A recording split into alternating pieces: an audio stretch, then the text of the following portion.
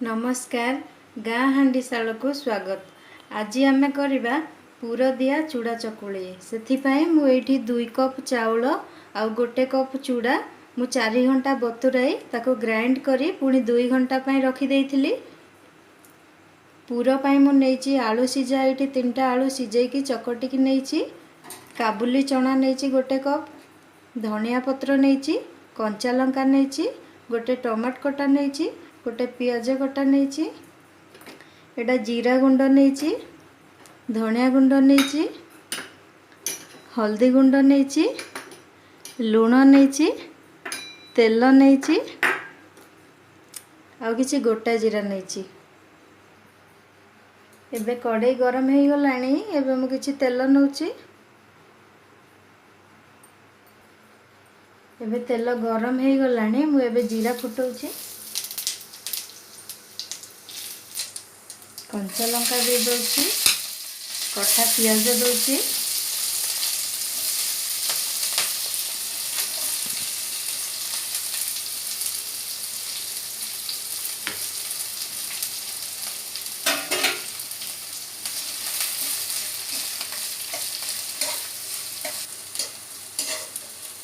एबे पियाज हल्का भाजी हो गलानी। एबे मु टमाट पके दउची,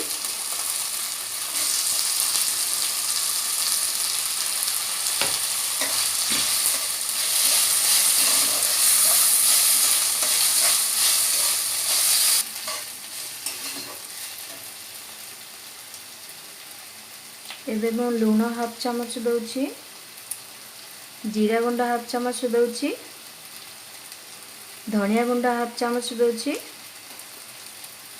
हल्दी गुंड हाफ चामच दउची।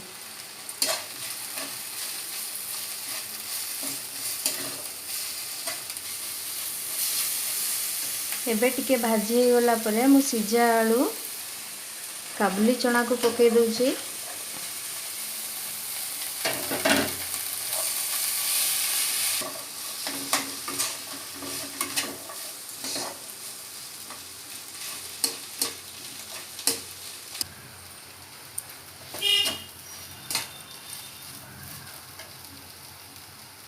एबे मु गरम मसला हाफ चामच दउची, कटा धनिया पत्र दे दउची,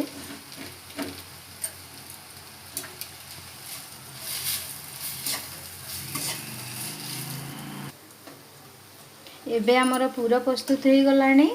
एबे मु ताको साइड कर दउची। तवा गरम करी नउची। देखंतु चाउल चूड़ार आण एई भली रहइबो। मु ताको लूण देके गोळै देइची। एबे तवा गरम हो गलानी। मु एबे तेल लगाउची।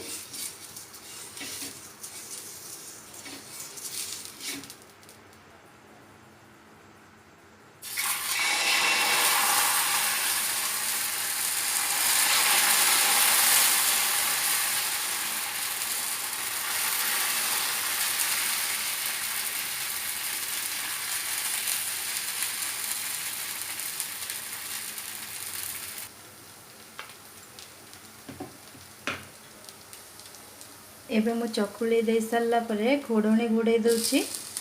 धीमा आंच रे रखिबे। एबे घोड़णी खोल दउची। देखंतु एबे पिठा सिझी गलानी। एबे मु तेल टिके बुले दउची चारिपटे। एबे मु पूरा दे दउची।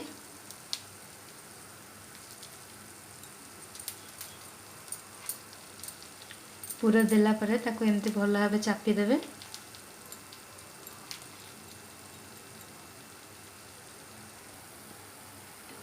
पूरा दे सारला परे ताको एपट साइड के एमती लेउटे देबे। एपट रु एपट के एमती लेउटे देबे। एबे मु गोटे प्लेट को खोल दउची।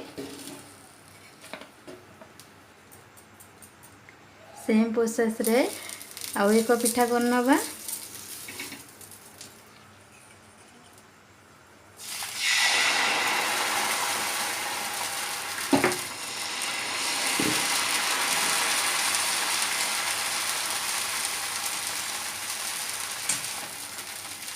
एबे मो धीमा आंच रे घोड़णी दे दउची।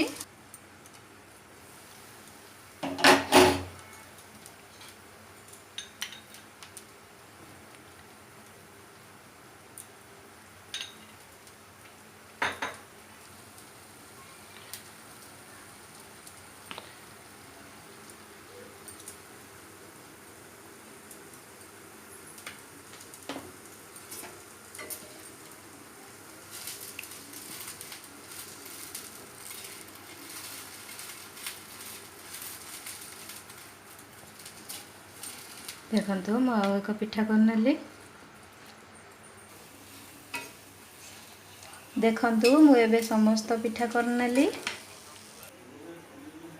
देखंतु एबे हमर प्रस्तुत हो जाइछि पुर दिया चूड़ा चकुली याकू आपण माने सखाळे संध्या बेले खाइ परिबे पिला मानक टिफिन बॉक्स रे देई परिबे केमती लागुछि निश्चिंत ट्राई करंतु घरे कमेंट सेक्शन को जाई कमेंट करंतु लाइक करंतु सांग मानक सहित शेयर करंतु तळे थिबा लाल बटन को दबाई गाँ हांडीशाला चैनल को सब्सक्राइब करंतु धन्यवाद।